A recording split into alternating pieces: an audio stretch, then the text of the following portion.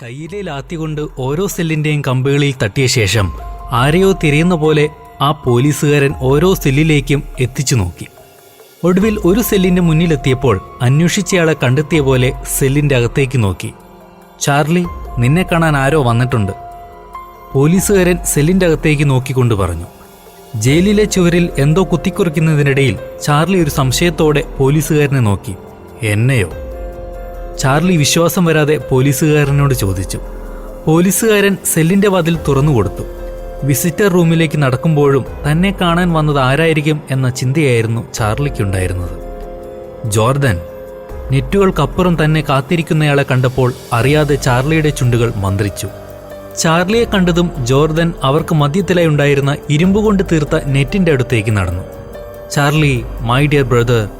Jordan അത് പറയുമ്പോൾ അയാളുടെ കണ്ണുകൾ നിറഞ്ഞിരുന്നു. ജോർദൻ, സുഖമായിരിക്കുന്നോ? ചാർലിയുടെ ആ ചോദ്യത്തിന് ജോർദൻ തലയാട്ടുക മാത്രമേ ചെയ്തുള്ളൂ. ഞാൻ വന്നിരിക്കുന്നത് പ്രധാനപ്പെട്ട ഒരു കാര്യം അറിയിക്കാനാണ്. നമ്മുടെ കഷ്ടകാലം കഴിയാൻ പോകുന്നു ചാർലി. നെറ്റിന്റെ മുകളിലെ ചാർലിയുടെ കൈകളിൽ തന്റെ കൈയും വെച്ചുകൊണ്ട് ജോർദൻ പറഞ്ഞു. വളരെ സന്തോഷത്തോടെയാണ് അയാൾ അത് പറഞ്ഞത്. ആശ്ചര്യത്തോടെ നോക്കി നിൽക്കുന്ന ചാർലി നോക്കി ജോർദൻ തുടർന്നു. രക്തപ്പവിഴം, അത് ഞാൻ കണ്ടെത്തിയിരിക്കുന്നു ബ്രദർ. ഭൂപടം പോലെ തോന്നിക്കുന്ന ഒരു പേപ്പർ ചാർലിയെ കാണിച്ചുകൊണ്ട് ജോർദൻ പറഞ്ഞു. രക്തപ്പവിഴമോ?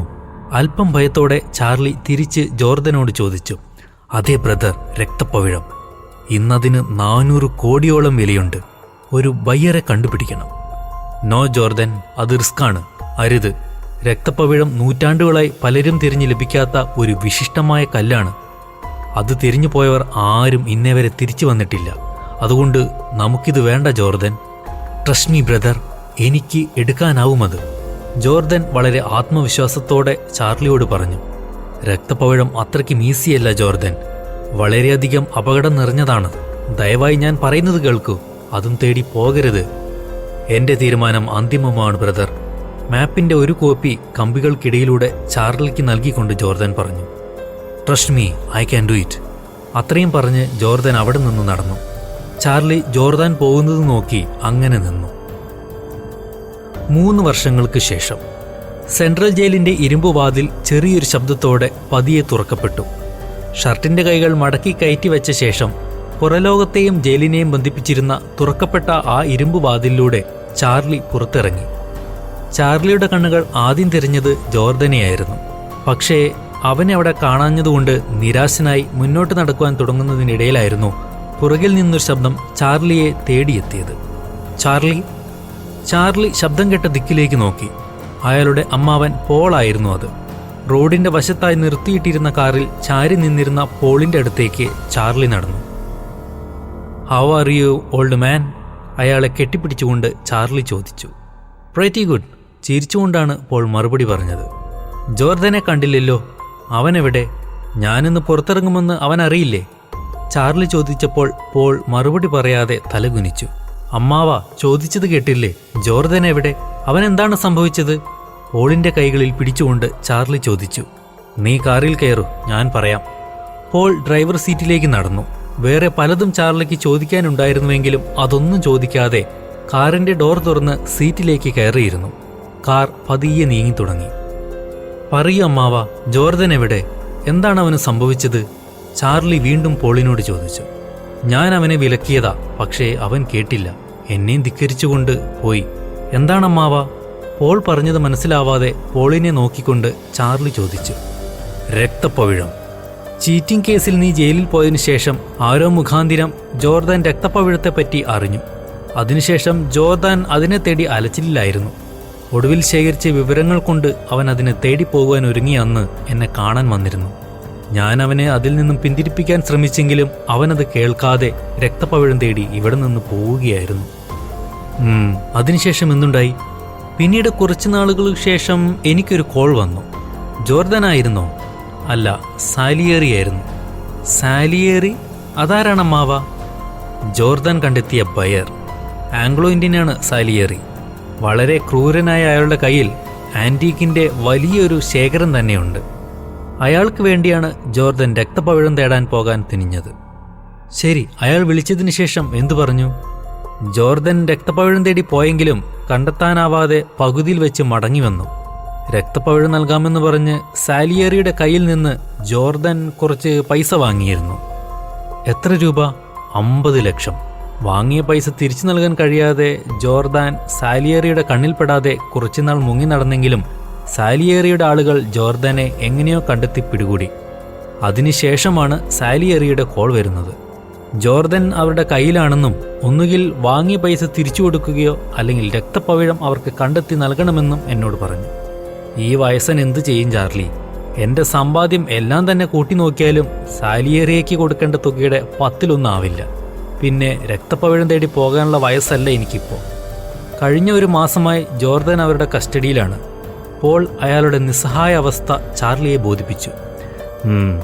രക്തപ്പവിഴം അല്ലെങ്കിൽ 50 ലക്ഷം. ചാർലി ആരോടുന്നില്ലാതെ പറഞ്ഞു. അമ്മാവ, എനിക്ക് സാലിയേറിയെ കാണണം, ഇപ്പോൾ തന്നെ കാണണം. അത് വേണോ ചാർലി?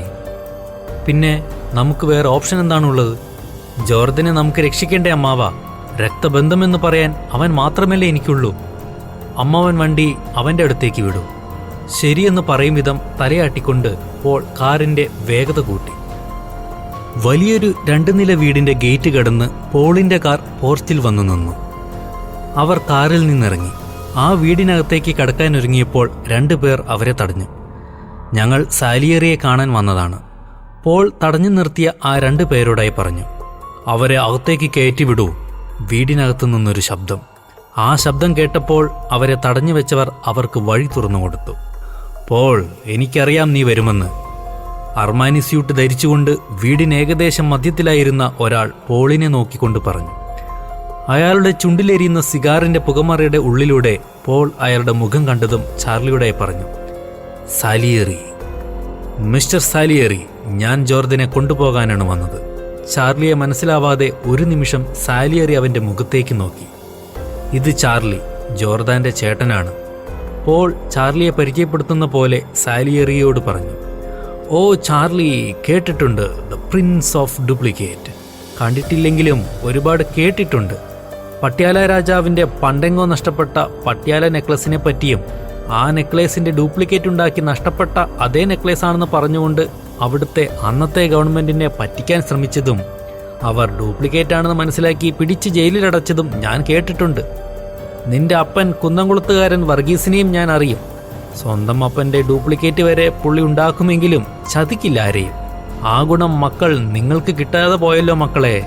സിഗാറിന്റെ പുക ചാർലിയുടെ മുഖത്തേക്ക് ഊതിക്കൊണ്ട് സാലിയേറി പറഞ്ഞു. ആട്ടെ, എൻ്റെ പൈസ എവിടെ? ജോർദൻ എൻ്റെ കയ്യിൽ നിന്നും വാങ്ങിയ 50 ലക്ഷം എവിടെ? അത് തന്ന് അവനെ കൊണ്ടുപോയിക്കോ. സാലിയേറി തുടർന്നു. പൈസ ഇപ്പോൾ കയ്യിലില്ല, പക്ഷേ തരും. ചാർലി ഒരു ഉറപ്പ് നൽകും പോലെ പറഞ്ഞു. സി മിസ്റ്റർ ഡ്യൂപ്ലിക്കേറ്റ്, ഞാൻ വ്യക്തമായി പോളിനെ അറിയിച്ചതാണ്. ഒന്നുകിൽ എൻ്റെ പണം അല്ലെങ്കിൽ രക്തപ്പവിഴം. ഇതില്ലാതെ ജോർദനെ നിങ്ങൾക്ക് ഇവിടെ നിന്ന് കൊണ്ടുപോകാനാകില്ല. എനിക്ക് ജോർദനെ കാണണം. സാലിയേറി അയാളുടെ മുന്നിലുണ്ടായിരുന്ന ഒരാളെ നോക്കി കണ്ണുകൊണ്ട് ആംഗ്യം കാണിച്ചു. അയാൾ അടച്ചിട്ടിരുന്ന ഒരു വാതിൽ തുറന്ന് ജോർദനെ അങ്ങോട്ട് കൊണ്ടുവന്നു. ജോർദന്റെ കൈകൾ കെട്ടിയിരുന്നു. ഒച്ച വയ്ക്കാതിരിക്കാൻ അവന്റെ വായിൽ കുത്തിത്തിരികിയ തുണിക്കഷ്ണം അയാൾ പുറത്തേക്കെടുത്തു. ചാർലി അവന്റെ അടുത്തേക്ക് ഓടിച്ചെന്ന് അവനെ കെട്ടിപ്പിടിച്ചു. ഭയക്കാതെ ജോർദൻ, നിന്റെ ചേട്ടൻ വന്നിരിക്കുന്നു. നിന്നെ ഞാൻ ഇവിടുന്ന് കൊണ്ടുപോകും. ജോർദന്റെ കൈകളിൽ പിടിച്ചുകൊണ്ട് ഒരു ഉറപ്പ് നൽകും പോലെ ചാർലി പറഞ്ഞു. അന്ന് ഞാൻ തന്ന മാപ്പ് അത് തെറ്റായിരുന്നു ചാർലി. ജോർദൻ കുറച്ചുകൂടെ ചാർലിയുടെ അടുത്തേക്ക് വന്നുകൊണ്ട് അവന്റെ ചെവിയിലായി പറഞ്ഞു. ബാക്കി പറയാനായി തുനിഞ്ഞതും സാലിയേറിയുടെ ആൾ അയാളുടെ വായിൽ വീണ്ടും തുണി കുത്തിത്തിരുകി. അനിയനെ കണ്ടില്ലേ, ഇനി പോവാൻ ചാർലി. ഞാൻ വീണ്ടും പറയുന്നു, ഒന്നുകിൽ എൻ്റെ പൈസ അല്ലെങ്കിൽ രക്തപ്പവിഴം. ഇതല്ലാതെ ജോർദനെ നിനക്ക് തിരിച്ചു കിട്ടില്ല. സാലിയേറി ഒരു താക്കീത് നൽകും പോലെ പറഞ്ഞു. ഞാൻ തിരിച്ചു വരും സാലിയേറി, നിന്റെ രക്തപ്പവിഴവുമായി ഞാൻ തിരിച്ചു വരും. അവിടെ നിന്ന് പോളിന്റെ കാറിൽ മടങ്ങുമ്പോൾ ചാർലിയുടെ മനസ്സിൽ ജോർദൻ പറഞ്ഞ വാക്കുകളായിരുന്നു. ചാർലി പേഴ്സ് തുറന്ന് ജയിലിലായിരുന്ന സമയത്ത് ജോർദൻ നൽകിയ രക്തപ്പവിഴം കണ്ടെത്താനുള്ള മാപ്പ് പുറത്തേക്കെടുത്ത് അതിലേക്ക് സൂക്ഷിച്ചു നോക്കി. എന്താ അത്? പോൾ ചാർലിയുടെ കയ്യിലുണ്ടായിരുന്ന മാപ്പ് നോക്കിക്കൊണ്ട് ചോദിച്ചു. ഞാൻ ജയിലിലായിരുന്നപ്പോൾ ജോർദൻ എന്നെ കാണാൻ വന്നിരുന്നു. ആ സമയത്ത് എനിക്ക് തന്നതാണ് ഈ മാപ്പ്. എന്തിൻ്റെ മാപ്പാണിത്? രക്തപ്പവിഴത്തിലേക്കുള്ള മാപ്പ്. പോൾ പെട്ടെന്ന് കാർ റോഡിൻ്റെ ഒരു വശത്തേക്ക് പാർക്ക് ചെയ്ത് നിർത്തിയ ശേഷം ആ മാപ്പ് ചാർലിയുടെ കയ്യിൽ നിന്നും വാങ്ങി. അമ്മാവ, ഇപ്പോൾ അവൻ പറയുന്നു ഈ മാപ്പ് തെറ്റായിരുന്നുവെന്ന്. ചാർലി, ഇത് മാപ്പിന്റെ പകർപ്പല്ലേ, ഒറിജിനൽ എവിടെ? അറിയില്ല അമ്മാവ, അവന്റെ കയ്യിലും അന്ന് ഞാൻ കണ്ടത് ഇതുപോലെയുള്ള പകർപ്പ് മാത്രമായിരുന്നു. മാപ്പ് തെറ്റല്ല ചാർലി, ശരി തന്നെയാണ് മാപ്പ്. പക്ഷേ ഇത് യഥാർത്ഥ മാപ്പിന്റെ കോപ്പി മാത്രമാണ്. ഇത് വെച്ച് നമുക്ക് രക്തപ്പവിഴം കണ്ടെത്താനാവില്ല. അമ്മാവൻ എന്താ പറയുന്നത്? മാപ്പ് ശരിയാണെങ്കിൽ പിന്നെ എന്തുകൊണ്ട് നമുക്ക് രക്തപ്പവിഴം കണ്ടെത്താനാവില്ല? ഒറിജിനൽ മാപ്പിന്റെ കോപ്പിയല്ലേ നമ്മുടെ കയ്യിലുള്ളത്. മാപ്പ് ശരിയെങ്കിൽ കോപ്പിയും ശരിയാവില്ലേ? ചാർലി അവന്റെ സംശയം പോളിനെ അറിയിച്ചു. ചാർലി, ഈ മാപ്പിൽ സൂക്ഷിച്ചു നോക്കൂ. ചാർലി പോളിന്റെ കയ്യിൽ നിന്ന് മാപ്പ് തിരിച്ചു വാങ്ങി അതിലേക്ക് സൂക്ഷിച്ചു നോക്കി. ഈ ഡാർക്ക് ഷെയ്ഡ്, മാപ്പിലെ ചില ഭാഗത്തുണ്ടായിരുന്ന ഡാർക്ക് ഷെയ്ഡ് കാണിച്ചുകൊണ്ട് ചാർലി പോളിനോട് ചോദിച്ചു. യെസ്, അത് തന്നെ ചാർലി, ആ ഡാർക്ക് ഷെയ്ഡിലാണ് നമ്മൾ തേടുന്നത് ഒളിഞ്ഞുകിടക്കുന്നത്. അതെന്തെന്നറിയാൻ നമുക്കിതിന്റെ ഒറിജിനൽ മാപ്പ് കിട്ടിയേ പറ്റൂ. ഒറിജിനൽ മാപ്പ് അതെവിടുന്ന് കിട്ടും അമ്മാവ? അത് കണ്ടെത്തണം ചാർലി. പോൾ കാർ സ്റ്റാർട്ട് ചെയ്തു.